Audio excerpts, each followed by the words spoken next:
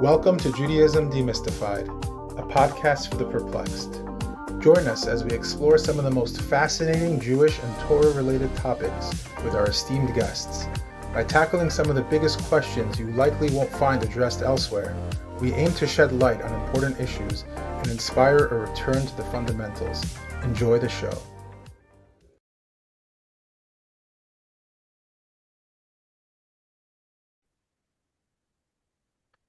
Thank you, Professor Rosenbaum, for joining the Judaism Demystified podcast. Before we begin, I'd like to first give a thank you to our friend David Shahverdi, who introduced us to you. It's an honor to have you on. And like with most of our guests, we usually ask if you could tell us a little bit about yourself before we begin. Well, Ben and Benzi, thanks for including me in tonight's broadcast. You have a really great podcast. You had some great guests, and I'm happy to be part of the roster. My name is Thane Rosenbaum. I am a novelist and a law professor. I was born in New York City. My parents were Holocaust survivors. They moved to Miami Beach, Florida, where I was largely raised. I have lived in New York for many years. I was a Wall Street lawyer. I've been a law professor for 35 years. I've published 5 literary novels that have post-Holocaust themes to them. So my career is sort of, not common because I'm a law professor, but even my nonfiction books, like the one I think we're going to discuss today, Beyond Proportionality, they're written for people. They're not written for academics. I don't write for academics. I have a weekly essay that comes out in the Jewish Journal of Los Angeles. It's usually picked up in the Jewish News Syndicate. It comes out every Sunday.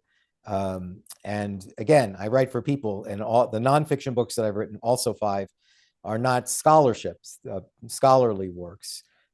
So I sort of somewhere between, although I've been affiliated with universities, and I'm now a distinguished university professor at Touro University, but I had been at NYU Law School. I had been at Fordham Law School. I'm old. I've been around.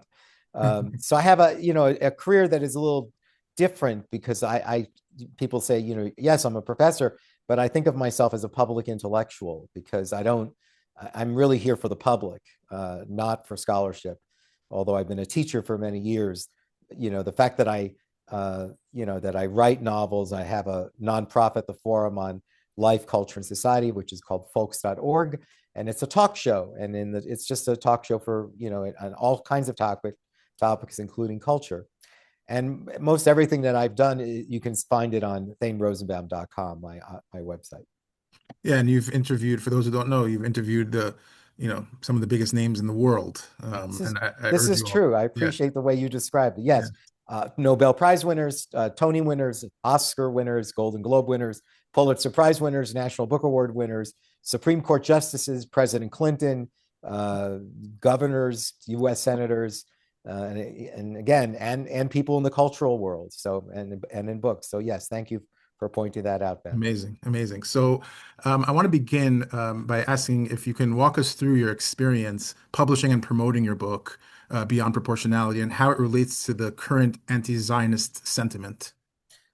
Well, this starts earlier than the 2023 war. It's actually the genesis of it started in the last Gaza war back in 2014, because it was in that time that I wrote an op-ed for the Wall Street Journal and talked about the way Palestinians, Gazans, were being spoken of as innocent civilians. And I wrote as a law professor, I said, look, why they could be civilians, but they're not necessarily innocent civilians. And I said the Geneva Convention had never imagined Gazans who would not evacuate homes, who would be prepared to sacrifice their children as human shields. This is not how the Geneva Convention understood the behavior, the psychology of civilians. So, you can be a civilian, but you can also be a complicit civilian. So that essay got an enormous amount of attention, all negative for the most part. But it was an honest essay, but it was picked up around the world. Because you're not supposed to question how Palestinians die. If they die, and the only people who seem to get killed in Gaza are children. Israel can't seem to kill anyone else but children. It's just so preposterous so that I wrote an honest essay that got an enormous amount of negative attention. So shortly after the 2023 war started, literally within weeks, I got a call from an editor who said, I remember that essay you wrote, this is going to get much worse. He predicted it's going to be much worse. The anti-Zionist crusade is going to be much worse. He had no idea the war would go that long, but he just predicted. He said, I think we should do a book. And I balked for a number of reasons at first. First of all, my family didn't want me to do it. I already get death threats as it is for years. My family didn't want me to do it. My agent refused to represent the book, so I had to fire her. I ended up deciding to do the book. My agent for 30 years, we published 10 books together. She refused, she's Jewish, but literally refused to be part of the process. So I fired her. I spoke at her husband's funeral. That's how ridiculous this is. Wow. I spoke at her husband's funeral. I took him to his surgeries when he had, this is the relationship. So I fired her, and I'm thrilled that I fired her. I was told before the book came out that no bookstore would carry the book. You can only get it online, Amazon or barnesandnoble.com or ingram.com, but no bookstore would carry it because their employees would quit. So this is what I was told even before the book came out. And many events that were scheduled were canceled. So when, there wasn't a thought of a book tour, but there were many even events, that were public events, were flat out canceled by some instances, Jewish institutions that just did not like the threats that they were receiving. And so I was getting calls constantly. And even the events that I did, there was no promotion of it online. So I did events that normally would be promoted online, but instead became more intimate gatherings, like in a synagogue that would normally promote it, decided not to promote it because they didn't want the response, the backlash. So, the book, it's gotten, really good reviews. And I know that Bensi read it and seemed to appreciate it.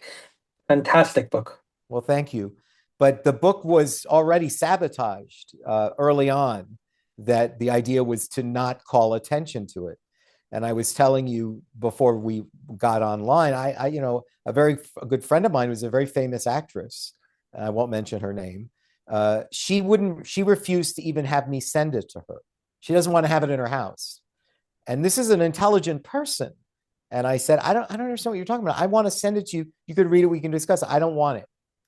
And that, to me, represents really the theme of what's happened since October 7th, which is we have an opportunity to hate Jews now. This is a golden opportunity. We're not going to have it anymore. This is an opportunity that we can blame it on Jews because we are social justice warriors and crusaders. We are human rights activists. And so we have the moral authority to now hate Jews, and because of what Israel's done. And we don't want to hear we don't want to hear a rational, as you know, Bensi, from having read Beyond Proportionality, it's calm, it's measured, it just takes you through the history, the anecdotes. As you know, I even talk about movies, Ben-Hur, Exodus, Patriot, I believe. The Patriot, yeah. I'm trying to remember that other film with Peter O'Toole. It'll come to me. But anyway, it is. Is that Lawrence of Arabia? Yeah, Lawrence of Arabia. Yes. I talk about Lawrence of Arabia. The book, as I said, my writings are really for people. They're not for academics. And if a person read this book, if any of your listeners read it over a weekend, you will be shocked at how little, you'll never hear this stuff. No one covers it. No one tells you any of the things that I point out. The history, of that area, the laws of war, the laws of humanitarian international law, the laws of armed conflict, the laws of war manual, the things, the sense of what international law and how people should understand Israel's just war in Gaza. And instead of what you would get out of my book, you only hear one word, genocide, which is just utterly preposterous because it's the only time that the word has been used in the context of a war. In no other case, even the Bosnian genocide, the world recognized it was largely a civil war. And only the one incident of Srebrenica is considered genocidal in Bosnia, because everyone recognizes if you're in a war, you're not in a genocidal environment. And the very definition of genocide, just right off the bat, like, this is if you want to shut up a stupid person who's screaming in your face, because there's a lot of people who are very stupid, ignorant, they haven't read anything, they don't know anything, and they're just screaming the word genocide. The definition of genocide that was passed by all the world's nations through the Convention on the Punishment and Prevention of Genocide, which was through the United Nations, means that you have to have a specific intent to eliminate a people in whole or in part. You have to have the intent to do that. So if you're in a war, your intent is not to eliminate people in whole or in part. You're fighting a war. And the minute, in Israel's case, the moment you had evacuation warnings and humanitarian corridors, evacuation warnings and humanitarian corridors, it's ball game. It's over, right? It's over, because the minute Israel's saying, look, we're fighting a war against terrorists that attacked us on October 7th, and we're creating humanitarian corridors for civilians to go, and we're warning them in advance. We're doing something no army would do, which is telling Hamas, this is what we're going to do tomorrow. We're giving you our playbook. No army actually telegraphs what they're about to do. Israel saying, this is what we're going to do tomorrow. And we're going to send messages to all the civilians by way of so many methods: leaflets, cell phones, text messages.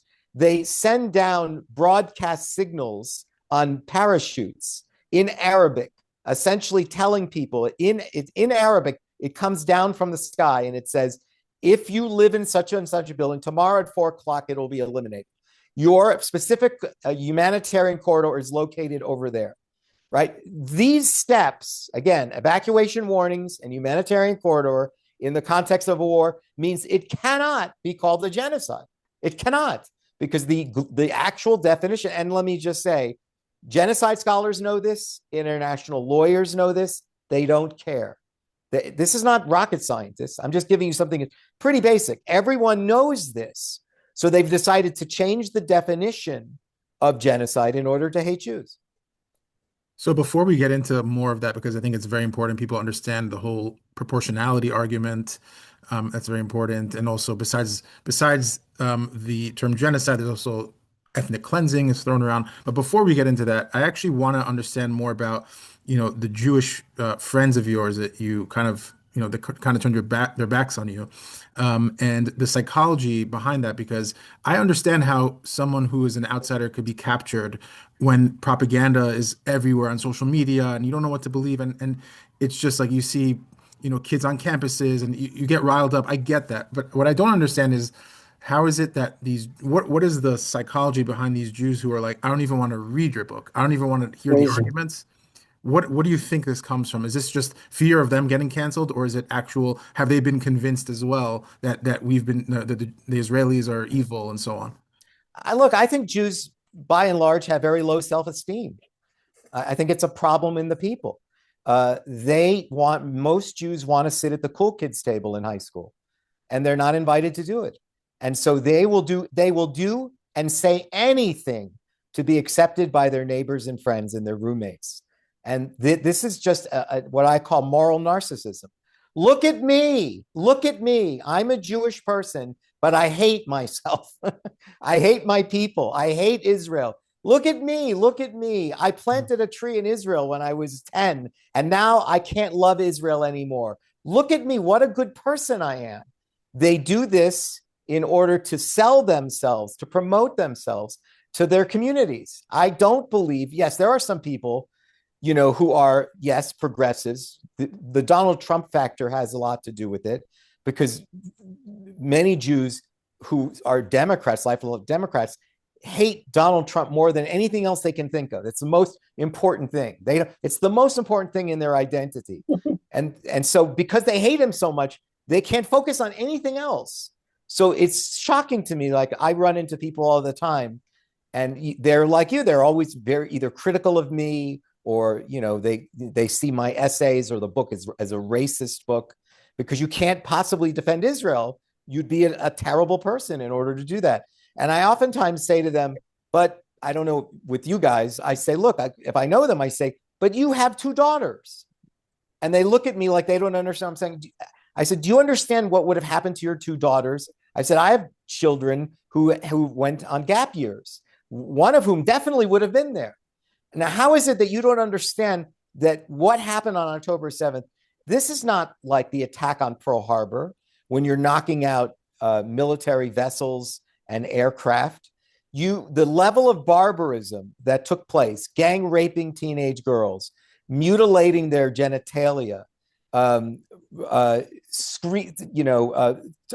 torching and burning alive babies, right? This is not how wars normally start. Everything about it is just utter barbarism, right? The taking of hostages. Everyone who was killed was largely a civilian, either elderly. So, when you think of wars and how wars start, they don't start like this. And that's what's really so shocking about this. You would think that after what happened on October 7th, young people around the world would said they were in a music concert and this happened to people our age, and boyfriends were required to watch their girlfriends gang raped, and then they were killed after they watched their girlfriends being gang raped, and babies were being burned alive, and grandmothers were being taken hostage. We are outraged by this. We are going to fly right now to Egypt and to insist that we fight Hamas. This could have been us. Nobody was willing to identify with the young Jews. They were all civilians. And so that's why you saw very early on the tearing down of the posters, as if to say, we will not show any sympathy to you. We won't even look at the photos of who the hostages are. We're going to deny the rapes because we're only interested if you kill a brown-skinned person who's a Muslim. We're only going to get interested. We are not interested in what happened on October 7th because, as they said, you don't get to decide how we resist, or those are the terms of art, or what's the other one? By any means necessary. By any means necessary is used as a sentence, as a phrase to say, of course we needed to gang rape Jewish girls. Of course, because that means was necessary. Of course we needed to cut off their breasts. Of course. Violence is resistance. Violence is resistance. These terms were created in order to justify the barbarism. They knew they had a little problem there.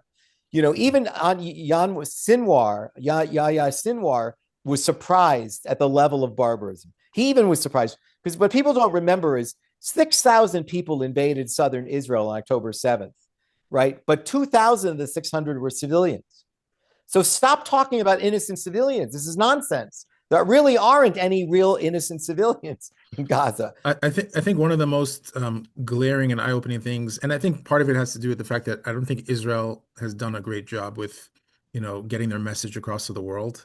I think focusing on it's a separate topic really, but I think what is really glaring about what happened is that you hear in Germany or what during the Holocaust you always heard that there were these non-Jews who hid Jews and in their basements and so on in their attics, and there were some great people who risked their lives and protected Jews and tried to help them, and you didn't hear one story. You have all these witnesses, you have all these hostages who said that they treated us so horribly and not one person tried to help. And I think that's right. Well, that's an as you said, Ben. To me, that is a Exhibit A indictment of the Gazan people, right? That there are nobody who would have hid Anne Frank. Nobody, not a single person. If anything, they're saying we're civilians, but we're happy to take us hostage and sexually assault a hostage. We're happy to keep them in lock. We're happy to not feed them. We're happy to be part of this in any way. And we're not. We have. We're all going to we're not even bystanders. We want to be accomplices. Which is why I'm saying that when you think about the complicity and under the laws of war, if you are assisting in providing material aid and comfort, what the term of art is, you've joined the fight. You don't have to have an official card that says Hamas. If you are providing material aid and comfort, if you are assisting in the ways that Gazan people did, not just in keeping hostages, but when the Israelis were going through Gaza, they couldn't find almost any apartment that didn't have guns hidden underneath the floorboards, some cases of the floorboards of the children's rooms. Every house was set up that Hamas could end up coming into it and could reload, rearm. Everyone was involved in some way. If your apartment or your house is used as a communication or command center, you've joined the fight. And if your house is blown up, you have to understand why that happened.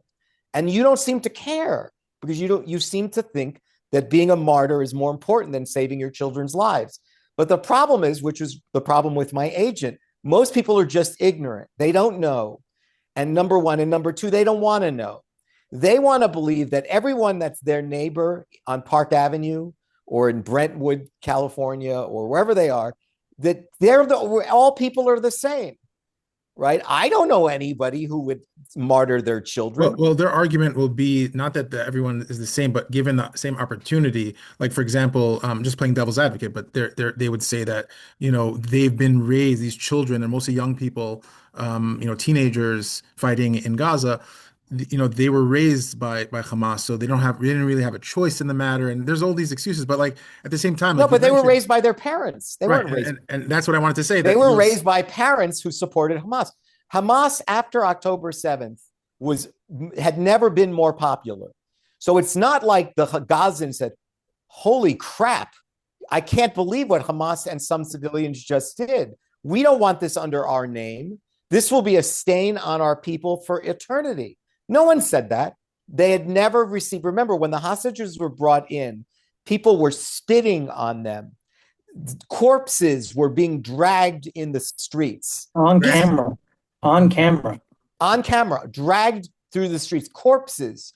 One of the anecdotes in the book that is the most horrific one is that a man who owned an ice cream parlor in Gaza City kept the head of an Israeli frozen in the ice cream because he wanted to sell the head for $10,000, right? Who does this? So yes, my agent, again, who's ignorant and doesn't read anything and believes that everybody is the same.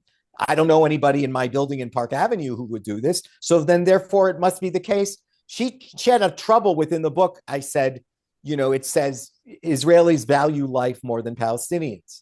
And she said, I can't be part of something like that. And I said, you said that. And I said, I didn't say that. They say it.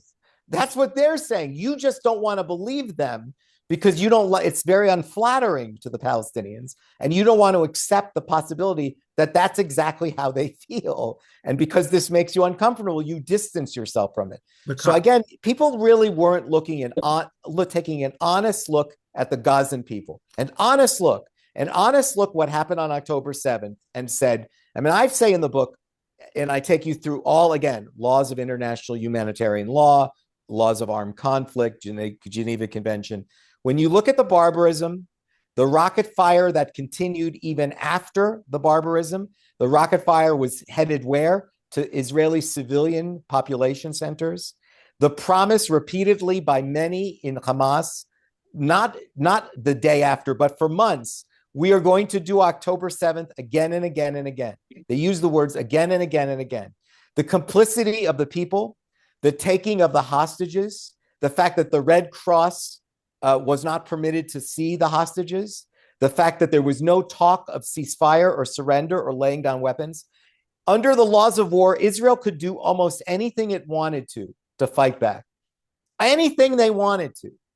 Right. And I take you through the laws of war, what's called just war theory, and show you how Israel conducted itself. And in my view, they conducted itself way more morally and honorably than they needed to. Because as I said, if you look, I think you even mentioned that you thought that they were too soft, like to a fault that they were acting morally. Absolutely. Yeah. Yeah, I remember this in the book. No, I just said it. If you look at what happened on October 7th and look what was continually said after that, Hamas is still recruiting people, right? They're not done. So Israel may have vanquished them, but not really. Under the laws of war, Israel has no responsibility to leave Gaza until the threat is removed and they establish deterrence. And if Hamas is still recruiting terrorists, we have not established deterrence. And I, for one, was critical. I do not think Israel should have withdrawn from Gaza. I think there were still terrorists that needed to be killed. And let me just say this. If you were a civilian who gang raped an Israeli girl, you must be made dead, right? This is, you are part of this. This is, well, you don't get a pass because you There's were no justice. There's no justice. right. So I have been very clear. If you gang raped or beheaded a baby, and your excuse is that you're not Hamas, you must be made dead. And this war cannot be made over until you're made dead. And so as I said, Israel conducted itself under the laws of war to a T. But I would also say, and we can go through that if you want, but I can say that given what happened and what continued to happen and what is still happening, the idea that Israel was required to a ceasefire is nonsense under international law. Nonsense. And also, again, under laws of international humanitarian law, Israel, when they responded, they were always looking, they have lawyers in the room for each time rockets were fired, or missiles were fired, drone strikes. They were using what was called the precision weaponry. They had to pick the right weapon for the right target, right? And they had to judge it on the basis of military necessity. Yeah, this is not like Israel had gone, did whatever they wanted. No, they followed the laws of proportionality, and they were looking at the basic standards of international law. Do we have verifiable intelligence that what we're firing at is a target that has significant military value, right? What do we have? Again, Hamas didn't care. They were just beheading babies and gang raping girls, and they fired rockets at civilians. Israel didn't do that. Israel was saying, do we have intelligence that what we're firing at? The question is always, for under international law, what are you aiming at?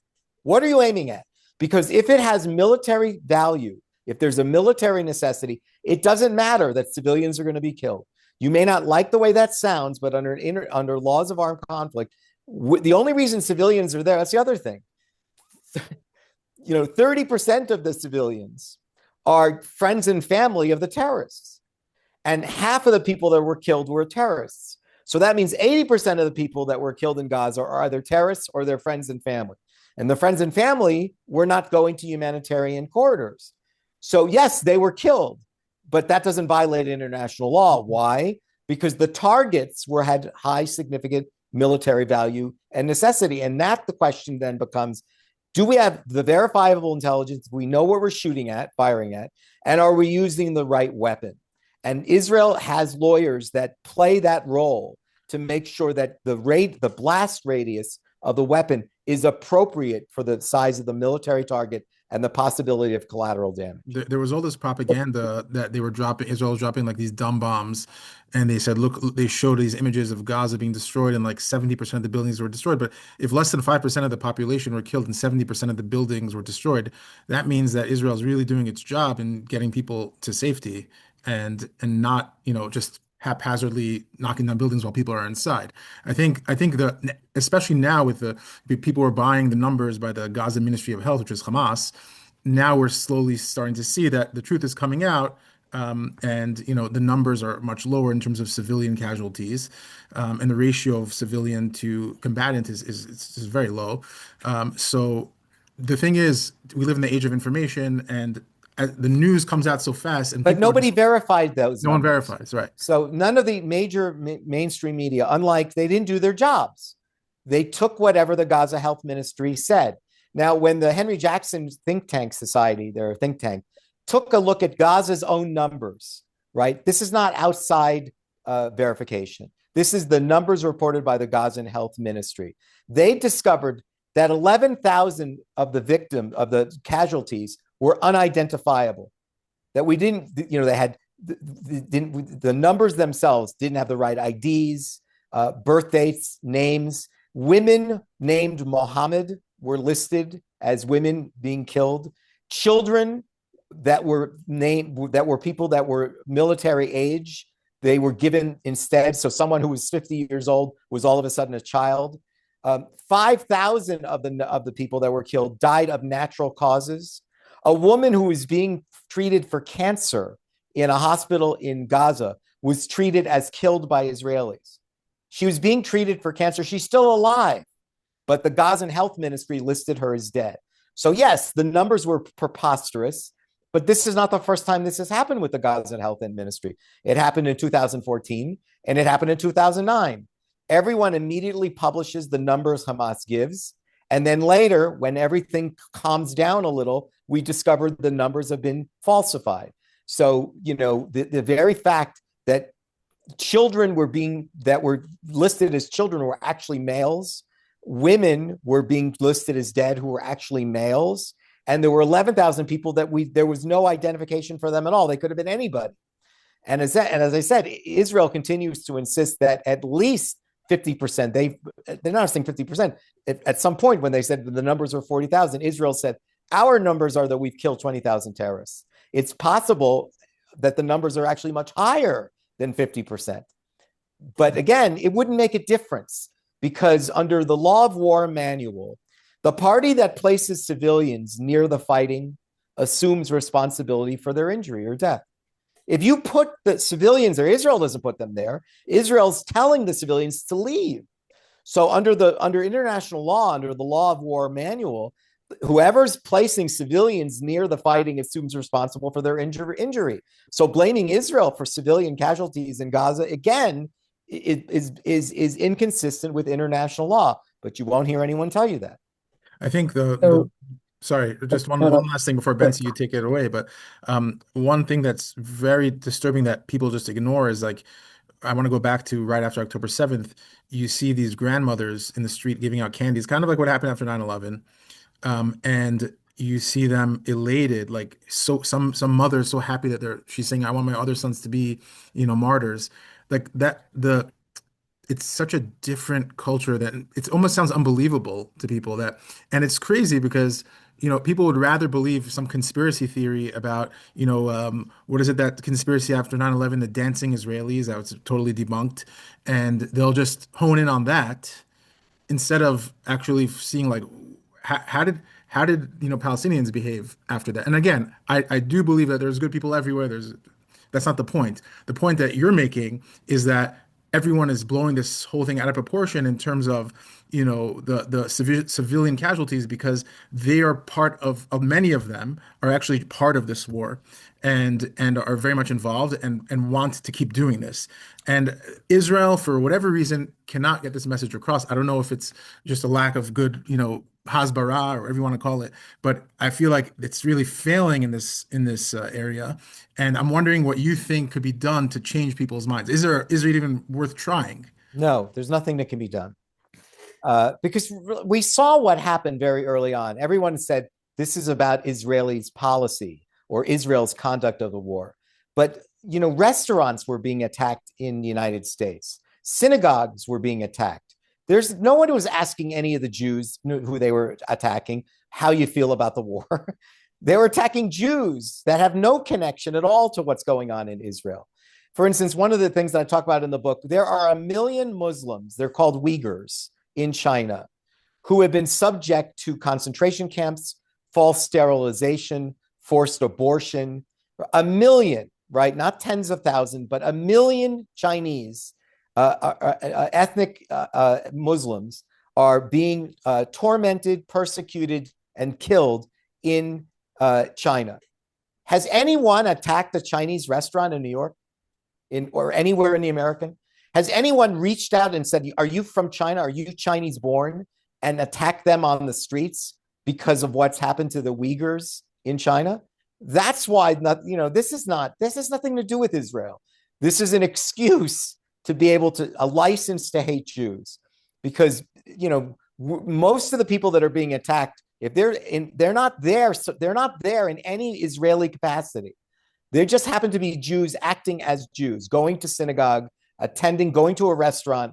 Going to a restaurant does not mean that you have any position against Palestinians or that you believe the war is being conducted properly.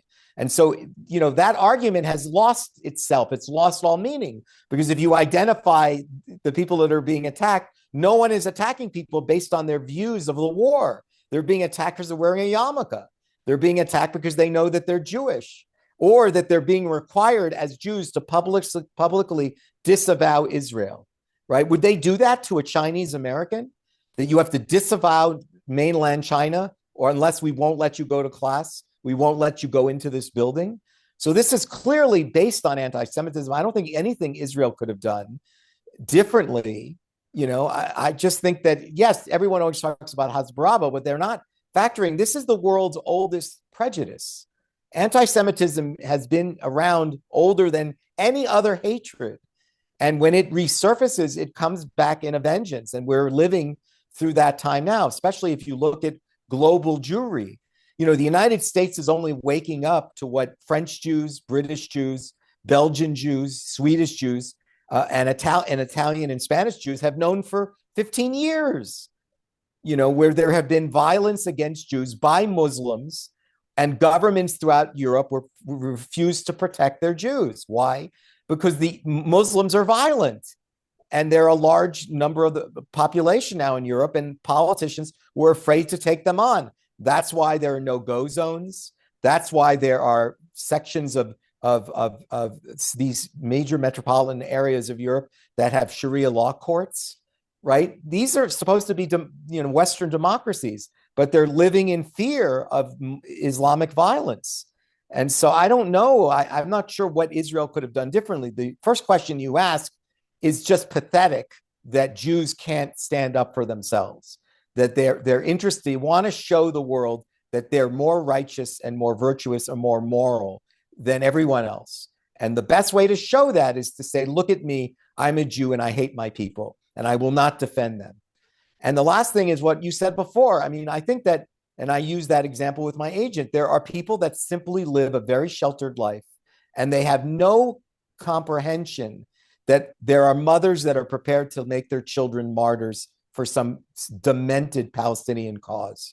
It's incomprehensible. That's why it's inconceivable. So yeah. It's so inconceivable that you just blame it. You got to blame Israel. Why? Because I can't blame these Palestinian mothers because I refuse to believe that they would do that. So it must be the Israeli mothers that are responsible. It's their fault. Yeah. Yeah. Crazy. So we touched upon, actually, we kind of discussed a lot of things in the next two questions that we wanted to ask. But I will ask you to reframe something.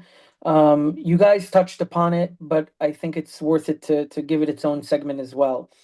Because in the first chapter, you convey what is, in your estimation, the chief reason why propaganda against Jews and for Palestinian people works so well in the West. Why does it seem to be so effective, the propaganda that works for the Palestinian people and against the Jewish people? Well, look, the world doesn't care when Muslims kill Muslims. Muslims kill Muslims all the time. The life of a Muslim is very cheap in that part of the world. Muslims kill Muslims all the time. They never think twice. 500,000 Syrians were killed. We have Muslims killing Africans in Darfur, in Ethiopia, the Tigrayans. There's all kinds of mass murder going on. Iran. Let's not talk about Iran. Yes, Iran, something that's dear to both of your hearts. But 300,000 Tigrayans in Ethiopia, 400,000 Sudanese. When we talk about starvation, rather blaming Israel for starvation, the number of trucks that entered into Gaza with Israel's blessing was able to feed every Gazan with 3,000 calories a day, right? And there was only reports of 32 Gazans that died of starvation. Do you know how many Nigerians died of starvation? 18 million, right? This is the level of starvation throughout Africa in Islamist attacks in places like Sudan and Nigeria and Ethiopia. Those attacks, nobody's paying attention to. Civil wars in Western Sahara, in Yemen, nobody pays attention to that. So there must be a reason why the thousands of Palestinians who are killed, largely because of their own complicity, their own participation in the war, has been treated in this way, as if Israel is an illegitimate country. It really, at its very core, is essentially a license to engage in anti-Semitic violence, because there's no other explanation for parts of the world that have much larger levels of casualties and collateral damage, and no one is interested in it all. Muslims can kill Muslims and the world would watch and not care. If a Jew is responsible or is killing a Muslim, all of a sudden it's a war crime. So okay, so that's for the ones that are active in this anti-Semitic propaganda. But what about, the average mom, watching on TV and why can't she understand the basic points that we laid out? They can't see the Palestinian people as complicit. What's up with that? Well, some of that has to do with the woke world that we've lived in. That's what I want to get at. Right. The worst thing that you could be now is the colonialist, a white oppressor, and you deal in these binary categories that was created through intersectionality and the new the mores of social activism, is that we're basically told the world is divided into white oppressors and dark skinned victims. And so Israel, even though 50% of the population are people of color, no one wants to accept that. That's why things like land theft, that Israel stole land, is so preposterous, right? And the same time that Americans like to talk about land acknowledgements, that the Indians were here first, the Jews from the Old Testament were clearly there first. And there's no land acknowledgement about that. With that, it's only Jews came to Israel only recently, only post Holocaust era. It's just preposterous. So I do think that we're living in a time where it's very easy, very simple to call people racist and Islamophobes. And so I think when you're saying, what about the mother at home? They're just being told that Israel is an oppressor, colonialist enterprise. And so therefore they're wrong. And the woman doesn't read anything. She doesn't know anything. She's just sort of watching the news. The mainstream media has latched on to this narrative. And that's what she knows, that these are white colonialists that have stolen the land of brown-skinned people. And brown-skinned people are being killed through Israel's superior military force. What happened on October 7th doesn't matter. The history of Palestinian rejectionism, of peace, land for peace, nobody knows that. Nobody cares about that. They either don't know or don't care. The idea of blaming Israel, blaming Jews, is too compelling on its own. But it's so interesting because Jews have been living in America for a long time. How much crime rate do they see out of Jews in America? Very little. Jews have always been model citizens. I remember I even watched an interview. I think it was Patrick Ben David was interviewing Nick Fuentes, and he asked him, if you had to live in an Islamic neighborhood in America or like an Arab neighborhood or a Jewish neighborhood, where would you want to go? And he admitted, he said, I'd rather be in the Jewish neighborhood, meaning he's acknowledging, like, Jews have been model citizens in America for a long time. How did we get to a point where we became these these monsters in everyone's eyes when they've lived side by side with us? And what has Jews really done to anybody in America over the years that they can really come to such an extreme position regarding the people who we've lived together with for many years and never had any issue? Well, success widely disproportionate to our numbers has a lot to do with that.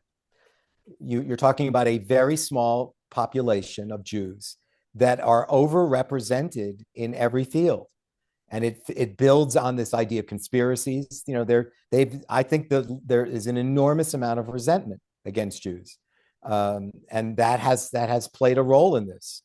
Look, again, it is the world's oldest prejudice.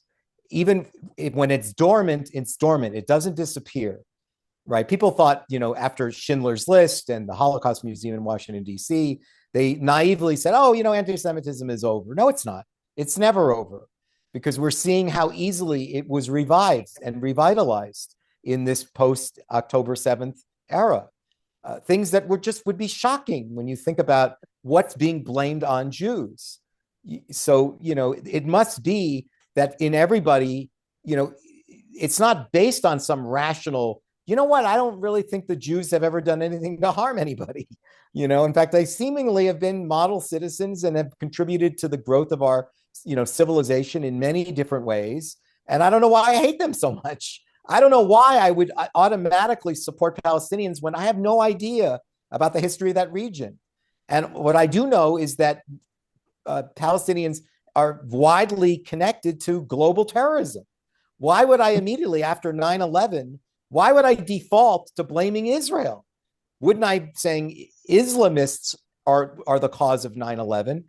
Global terror is only connected. There's no terrorist activities around the world that are not Islamic, right? It's pretty straightforward, right?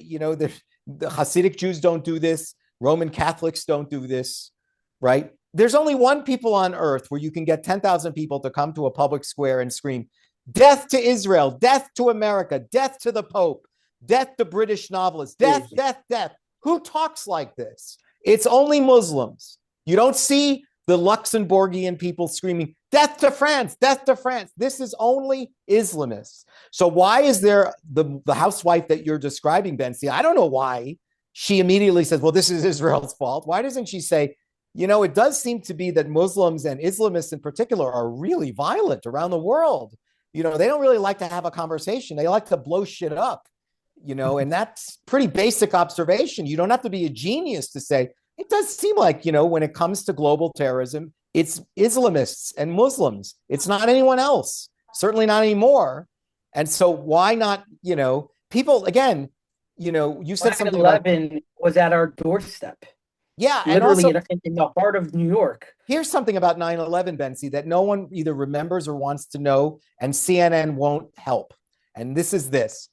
Within the first hour of 9/11, when the towers came down, there was footage in Gaza and in the West Bank of Muslims, of Palestinians throwing candy in celebration.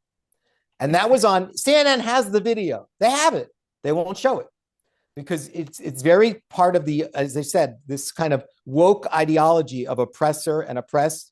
We do not like to point out unflattering things of people of color. The Palestinians cannot be shown in a negative light. We cannot show them as terrorists. We can only show them as victims, and only their children are victims, not terrorists. And they don't have terrorists. Every life is this. They count terrorists as if they're civilians, right? This is the only war in which the military of the other side is being counted as civilians. So clearly, it's actually crazy. Yeah, it's only crazy. No other war has the other side's military been counted, meshed in, integrated in with everyone else. So clearly someone is, putting their finger on the scale and saying, we really want to blame the Jews. We really want to blame Israel. We have a lot of evidence. You don't have to be a genius to see. It does seem like Muslims are, when it comes to death, death, death, it's really just Islamists and Muslims that do this. It's no other people. 9/11, Islamists. Around the world, we see vast numbers of mass killings, Islamists. In Africa, in the Persian Gulf, in the Middle East. But instead, what we're focusing on is a country that's fighting in self-defense against terror. And that's why, as I said earlier on, resistance is using words like resistance by any means necessary. The reasons for that is to take the criticism away from Palestinians, to not show them in a negative light, and to show that whatever they do to Israel is justified. And whatever Israel does in self-defense is unjustified. I think I think that. Oh, yeah, go ahead, Ben. I was going to say we'd be remiss not to mention the phenomenon of the horseshoe theory that's happening. That woke also exists on the right, and people who were considered wholesome to those everyday mothers, like a Candace Owens or Tucker Carlson, are all of a sudden spewing things not just against Israel, but about demonic Jews and Frankists and Sabbateans and all these crazy things that they're talking about.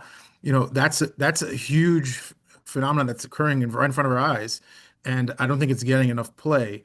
Unfortunately, from Jews. I mean, it is now recently, but for 2 years, I didn't hear much. Well, there was less of it. That's sure. It's become more, robust more recently. But, I hear this horseshoe all the time. I'm not somebody who thinks they're equivalent in any way. The red-green alliance on the left is really where the danger lies. It may be that in time, Tucker Carlson's audience will grow and there will be violence from the right. But the violence is all on the left. It's all on Islamists. And Islamists are identified with the progressive Americans, socialists, left-wing radical politics in the United States. The Islamists are not aligned with Nick Fuentes. So if you look at the violence, the public demonstrations, the killings. This is an alliance of red and green. And that's number one. Number two, yeah, there's a horseshoe, but they're the most important person they have is Tucker Carlson. He's, when you can't even compare the fact that the anti-Zionist, anti-Semitic post October 7th alliance dominates universities, mainstream media, publishing, museums, corporate boardrooms. That's not true on the right. It's just not.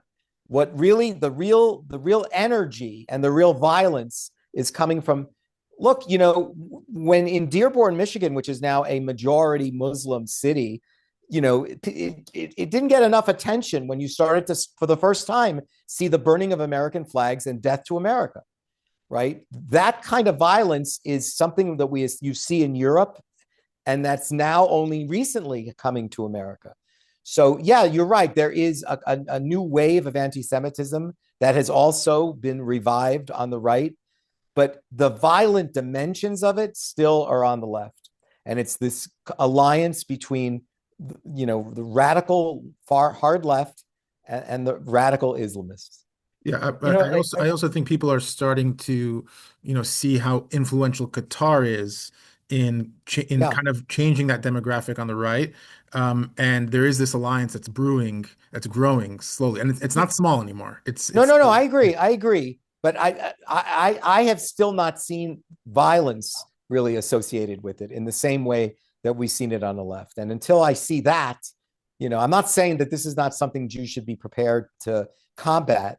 But at this point, when you realize how powerful the right really has no control over American institutions. The left runs the institutions. So when we talk about, why is Israel being treated so badly in the media? That's not a right-wing problem. That's a left-wing problem. Why it is that, 97% of faculty members are anti-Semitic and hate Israel, even the Jewish ones. That is a left-wing phenomenon. That is there are no right-wing professors on any campus. They've done studies. It's less than 5%. Over 90% of people on university campuses are on the far left. So, in terms of who's really running American institutions, it's not Jews. It's the hard left, and the hard left has now an alliance with Islam and a real, very openly vocal hatred of Israel and Jews. How do you understand the nature of anti-Semitism? How do you understand the reasoning, the cause, the dynamic? How do you understand anti-Semitism? Why is there anti-Semitism? Well, remember, anti-Semitism has historically been very shape-shifting, right? Mm-hmm. Right. Jews were blamed for killing Christ. Jews were blamed for the bubonic plague. Jews were blamed for economic catastrophes. Jews were blamed for creating impurity in Christian blood, right? Nazi style anti-Semitism. And now, Jews were using Christian children to make matzah. Now we see variations of it. There's a woman who teaches at Newark in Newark at Rutgers, and she wrote a book called The Right to Maim.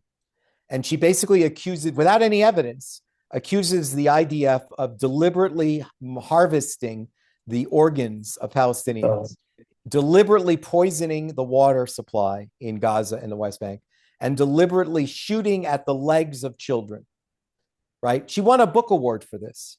She travels around the country and gets standing ovations. There's no sourcing in the book. When she's confronted with, well, where's your sources? She said, it may not be true, but it's essentially true, right? As if to say, gosh. She goes to universities, right? Universities are supposed to be places of science and data and, to actually know knowledge. And when it comes to hating Jews and Israel, we don't care. This woman will get a book award because she came up with a really great idea. Blame Israel for harvesting the organs of Palestinians. Blame them for poisoning children. So what I would only say is you're talking about thousands of years, at least 2,000 years or more of organized systematic hatred of Jews for various reasons that are all, baseless. They're all baseless. Is there As a you know, root though? matzah, Is there a root? Is there a root to matzah it that tastes can? terrible on its own. It doesn't need Christian blood, and by the way, that's an interesting thing about how now we talk about the precious Palestinian children.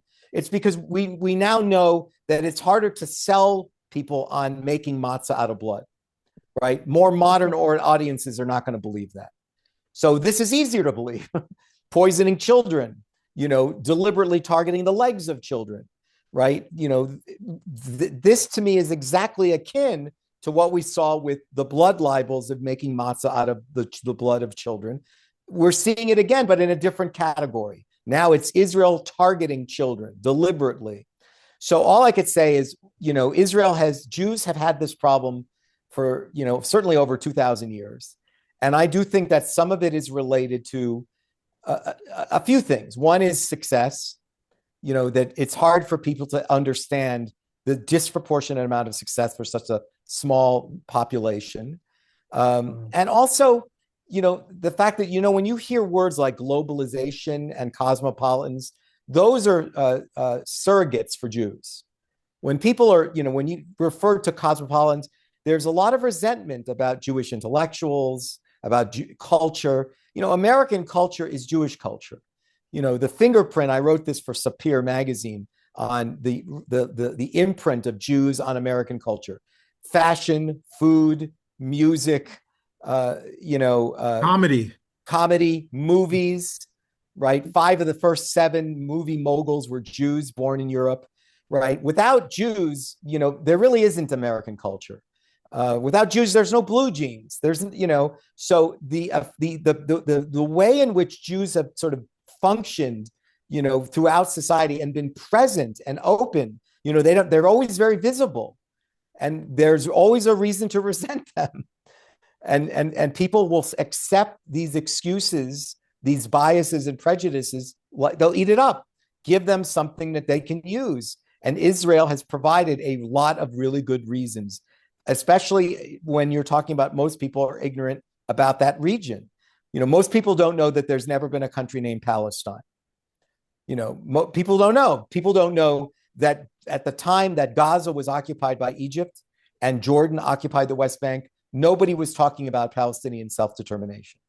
Nobody even was talking about Palestinians. Most people don't know that most Palestinians that live in Gaza and the West Bank only came in the 20th century. And you know why they came? Because Jews started to buy land in the late 19th century. And as it's true of most Jews, when they started to buy land in Palestine, in Ottoman-controlled Palestine, they made cities like Tel Aviv and Haifa great.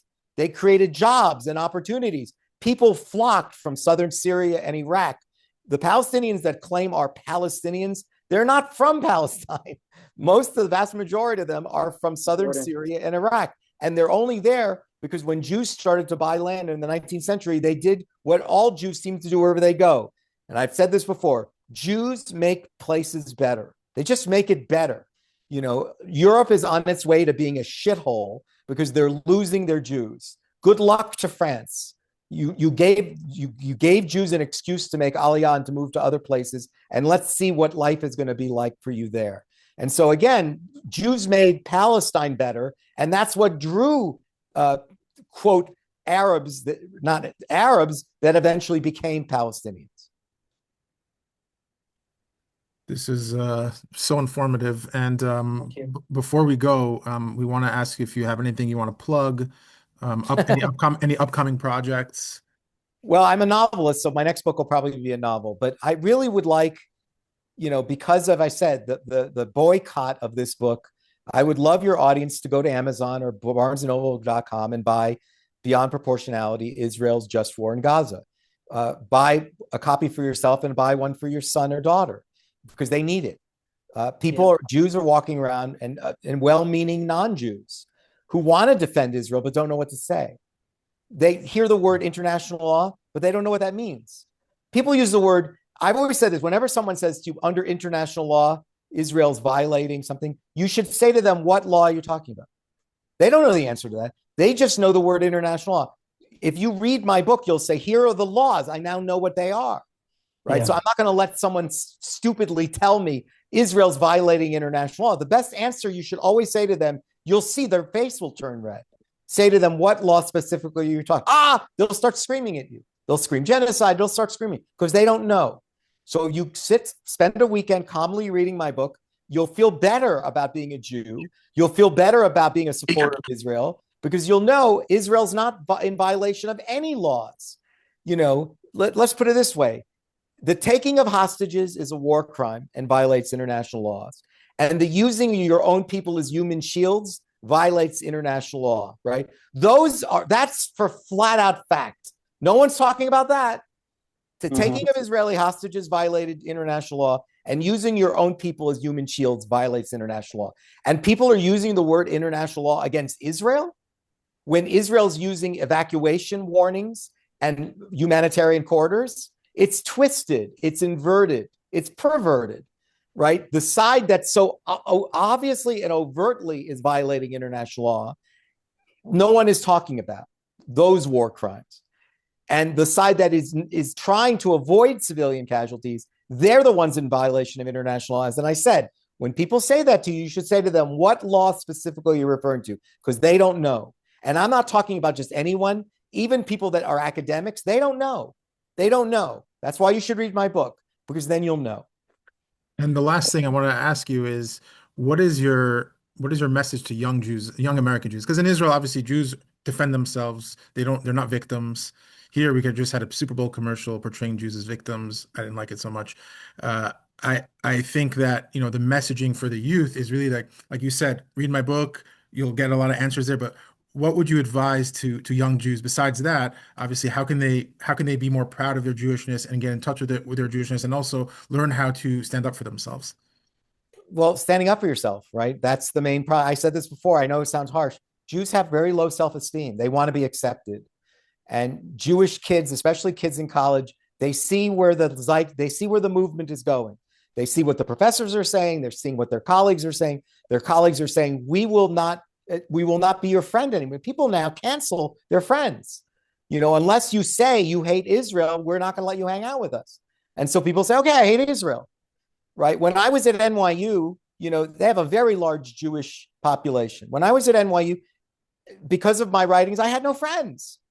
Because Jewish professors and students kept their heads down because they're Jews that would stand up for Israel, but they're afraid.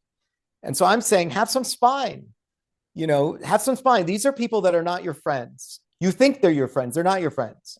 What they're asking you to do is not what a friend would make you do, to deny who you are, to deny your people, to deny your ancestry, to deny your ancestral homeland, to deny all of these things and to ignore all of these other true human rights abuses around the world and only blame your own people?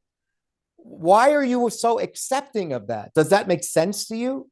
That no one seems to be interested in violations around the world? There's only one country that's illegitimate, only one, not Iran, not North Korea. It's the Western democracy where homosexuals can live and women have equal rights and the rule of law is obeyed and you can be an apostate. That's the country you want to get rid of. There are 22 failed Arab Muslim states in the world, failed under any criteria of democracy, human rights, the rule of law, freedom of speech, freedom of religion. 22 failed states. You want to get rid of the one democratic state and replace it with another failed state? You're sitting in a university and you, with a straight face, you're saying that? You're saying, yes, let's get rid of the Jewish state and let's replace it with a terrorist state. We need another Muslim state. And this one, we know for a fact they're only interested in terrorism. We need that state. And you're a Jewish student and you're not saying, whoa, whoa, whoa, this is nuts. And I'm not part of this. And if you don't want to be my friend, I'm fine with that. I don't need you. I am not going to pretend that what you're saying is right. What you're doing is openly finding an excuse to hate Jews. And I'm not going to assist you in that. That's your problem. You want to hate Jews, go ahead and do it, but I'm not going to help you. But again, look, it's easy. I've been shunned for 30 years, so it doesn't. It's easy for me to say, but I see this with my own friends. I see this with left-wing Jews. They are so quick to blame themselves, blame Jews, and blame Israel. And they simply have no interest in defending Jews or defending Israel. Not just because they don't know what to say. Yeah, they should read my book, but they don't have the impulse to do it because they are afraid that they might get a backlash. They're afraid, here's an interesting little anecdote. I write this essay once a week. I have 6,000 people on my mailing list, comes on the Jewish Journal of Los Angeles, the Jewish News Syndicate. It's on Facebook. Every essay gets about 40 likes on Facebook. That's it, 40 people. On my birthday, 3,000 people send me happy birthday wishes. What does that tell you? They're willing to read the essay and not put the like. They're silently cheering on the essay. And they're saying, we don't mind if they hate Thane Rosenbaum. Let him be the one they hate. But I don't want my son to see that I like this essay. I don't want to see my college roommate to see it. I have a stupid half-wit cousin that at Passover Seders is always the stupidest one at the Seder table. He really is the fourth child who doesn't know. And he's loud and stupid. And I don't want to get in a fight with my cousin. My cousin hates Jews. He hates Israel. And if he sees on Facebook that I like a Thane Rosenbaum essay, it's going to cause a problem. And I'm saying, really? You're afraid of your cousin? You're afraid? So I don't know what it takes.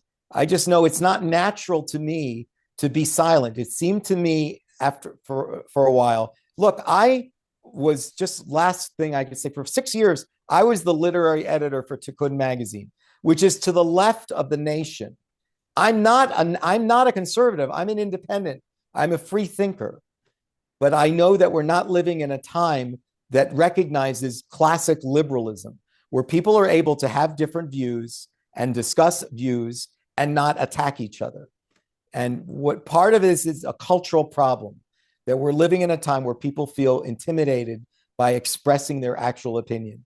So when you say, what should kids do? Yeah, they should become better informed, but it would be good for them to challenge their friends, because some of the things that their friends are saying are just idiotic.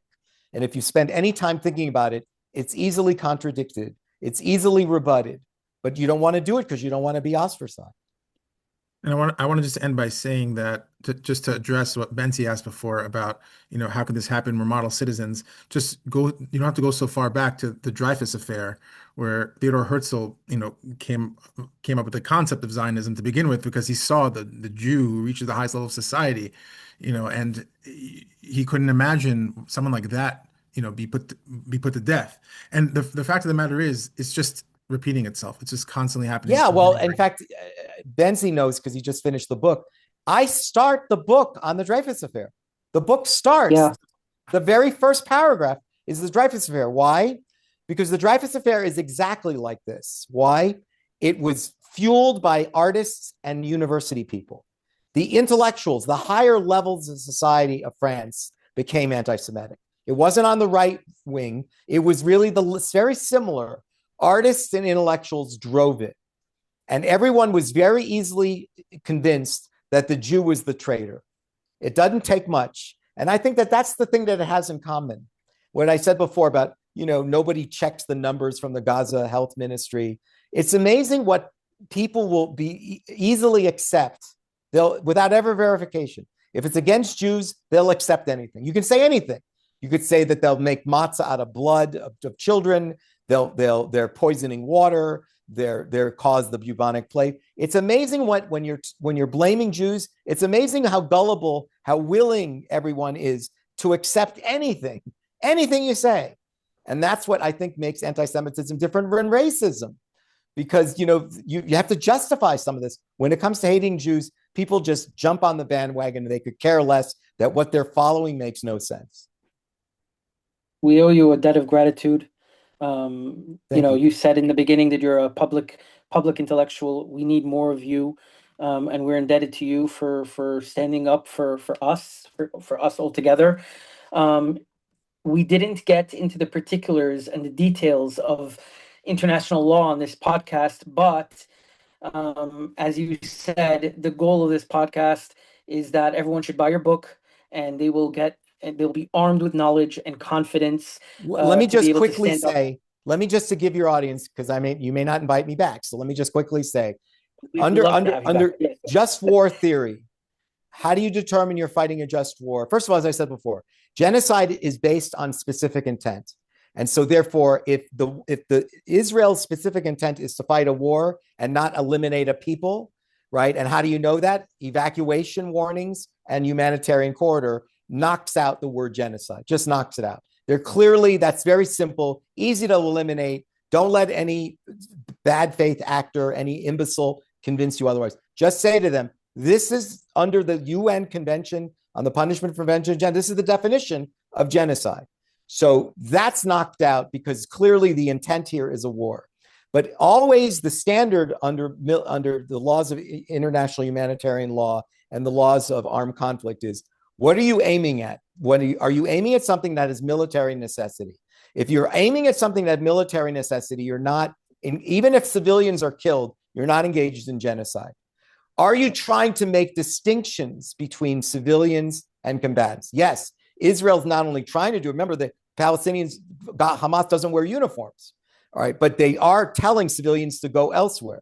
They're trying to make distinctions. They're not willingly just firing like what Hamas does, firing rockets at civilian populations. Israel's aiming at Hamas. They're aiming at weapons caches, command centers, places where weapons exist and terrorists exist. Are you using the right weapon, right? Are you using the appropriate weapon for that target? And are you using verifiable intelligence to convince you that you're firing at the right target? If you have those four things, you are fighting a just war under international law, right? Very simple. And it's incredibly scary. It's incredibly scary how basic that should be, and how much everything has become stretched into nonsense. I just gave everybody a very quick international law answer overview. Yep. Very full. Those four levels are right. What are they again? Military necessity. What are you aiming at? Are you trying to make distinctions between civilians? Oh, and the last point was proportionality, right? Proportionality doesn't mean 1-to-1.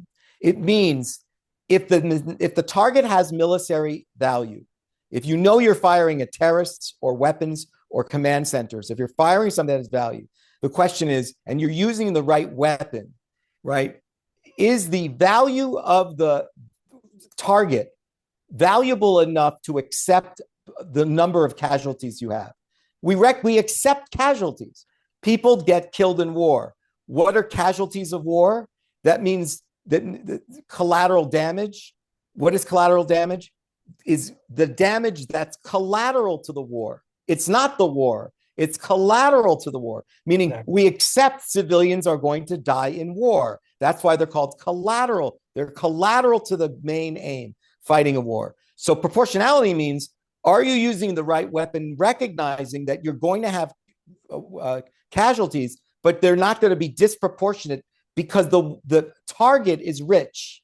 If the military target has value, and in each instance, Israel's firing away at high-level targets, then you accept disproportion. You accept, if you're using, you can accept the number of casualties because the target is valuable. And that's what proportionality means. And you give plethora of examples in the book of military actions throughout history that have shown this exact pattern of proportionality, military target value, and it's always been a part of war. This type of right. But let me just end with one last anecdote, because the book is filled with anecdotes. Winston Churchill, their bombing campaign of Dresden and other German cities, Winston Churchill, unlike Israel, what I said before, what's the military necessity? Is it a high value target? Are you making distinctions between between combatants and civilians? Winston Churchill at the end of the war wasn't following those rules. He literally said to his generals, go after civilian population centers, punish the Germans for what they did by allowing the Nazis to take over. He literally, some of the cities in Germany that they were bombing did not have high-level military significance, right? So, say what you want, but, Nagasaki and Hiroshima did not have great military significance. And the precision of the weapon was way beyond what you needed, right? You had an atomic bomb. You didn't need the atomic bomb. Right. So you can't even compare Dresden, Hiroshima, and Nagasaki to what Israel's doing. Those wars really did, you could make an argument that they violated some of the laws of wars in those instances, not in Israel's case. And thank you so much. And we implore our listeners to buy your book. We will be promoting it on our website and our Instagram and everywhere. And we hope that in a few weeks, you'll get a few hundred or a few thousand. That would be great. And that'll be great. And thank you so much for coming on. Anytime. Thank you so much. Service to the Jewish people. Thank you. Thank you for everything. Both. And your website is www.thanerosenbaum.com. Yeah, thanerosenbaum.com. It's got everything on it. Thank you. Absolute pleasure. Thank you so much. Guys, thanks so much.